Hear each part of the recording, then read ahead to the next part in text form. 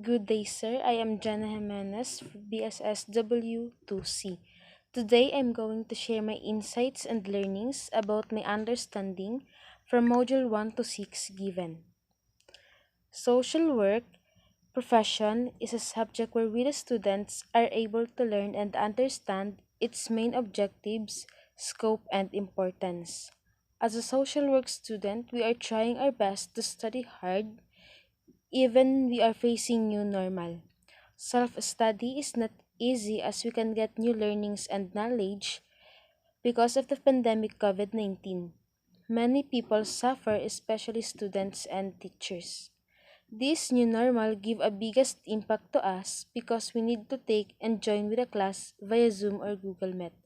Though we can't understand well the discussion because of having a slow internet connection, not enough gadgets to use, that's why many of the students dropped and didn't want to continue their study. Furthermore, in regards with this subject, social work is a kind of profession that a social worker are able to work in an entire community as well as in one society in order to help individuals and a group of people. And on the first module given, it contains about the definition of terms between social work and social worker. Social work is a job and profession where you practice or work in the fields, while the social worker is a professional or someone who helps individuals to improve their lives, assess the client's situations, needs, and strength.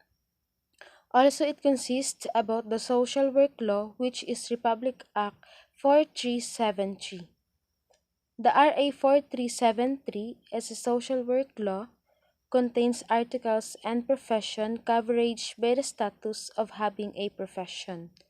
It regulates important service and have an implications to individuals that may help them in society's field. A law that has a 5 articles contains section. On the social work law profession, a social worker need to know the most important provisions on the RA 4373.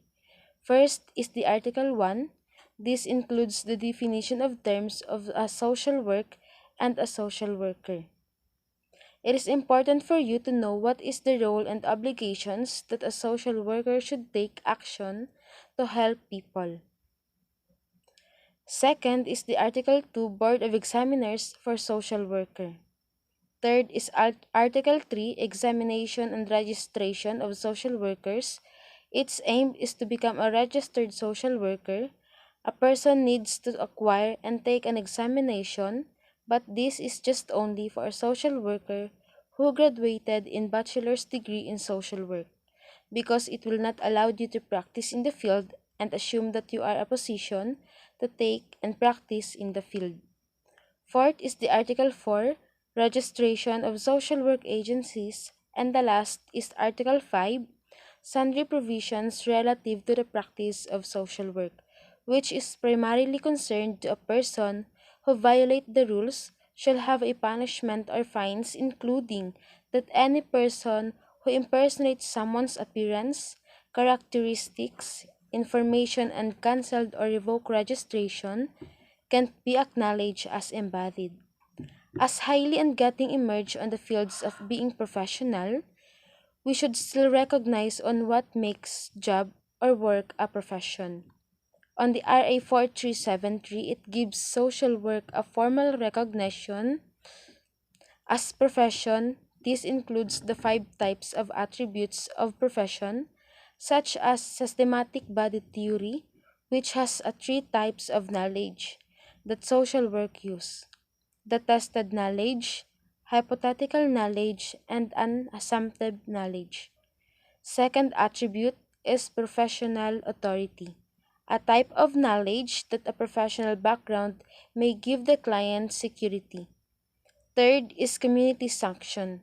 It is a way of giving a certain power and privileges that a profession's being control to the training centers, admission into the profession, and standard for professional performance. The fourth attribute is the regulative codes of ethics. And the last one is professional code. Those attributes of a Those attributes of a profession is vital in our society as we human beings become one of a professional someday. On the mindset of many people, we should need to get an education and adapt knowledge, skills and values, but for others, it is not about taking academically but become practically. For example, as you become a registered social worker, you must able to take a 4 years degree in college, taking a course of bachelor's degree in social work before you acquire an examination and being passed for you to practice in the field of social work. On the other hand, social work is not about studying the main objectives of clients, situations, and needs. In our society, a social worker definitely follow and obey the rules on their entire organization and on what does government implies to them taking responsibility just to help people. A social work practice in the fields includes planning, social welfare agency, administration, and social action. Just like what I've said earlier, social work practice has a two areas practice. These are macro practice or indirect and the micro practice or direct. The difference between the two areas of social work practice is that micro or indirect practice is engaged in large-scale community and agency administration, while the micro or direct practice engage in helping clients direct with them. Although these two areas is broadened and both requires to practice different sets of knowledge that a professional or registered social worker applies.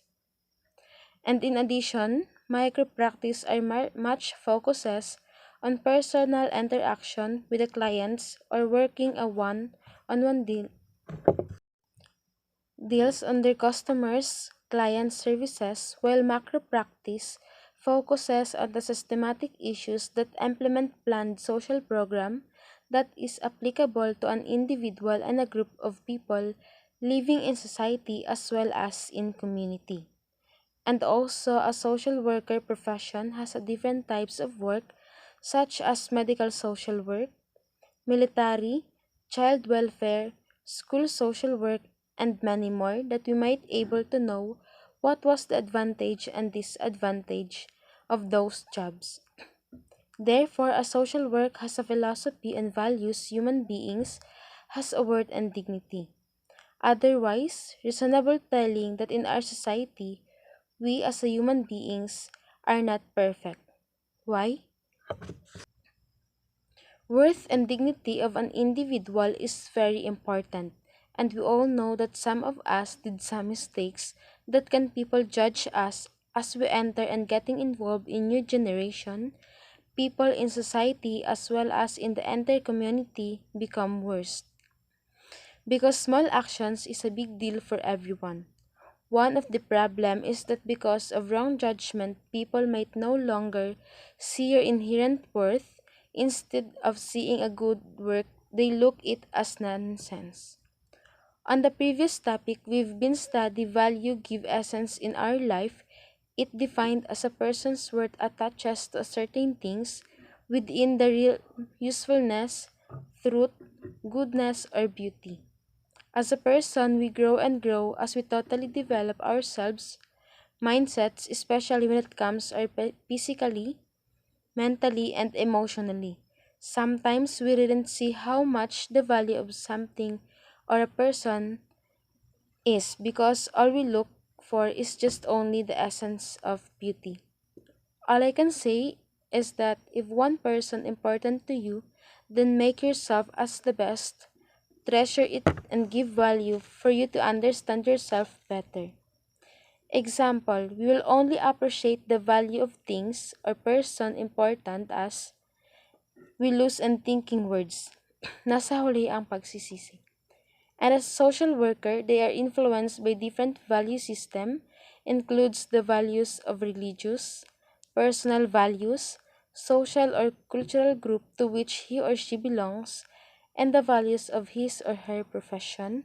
And these values must need to obtained by a social worker, which may preferred reflect to their attributes, actions and behavior, Value is a system influence, attributes, and behaviors of a person in line with our society.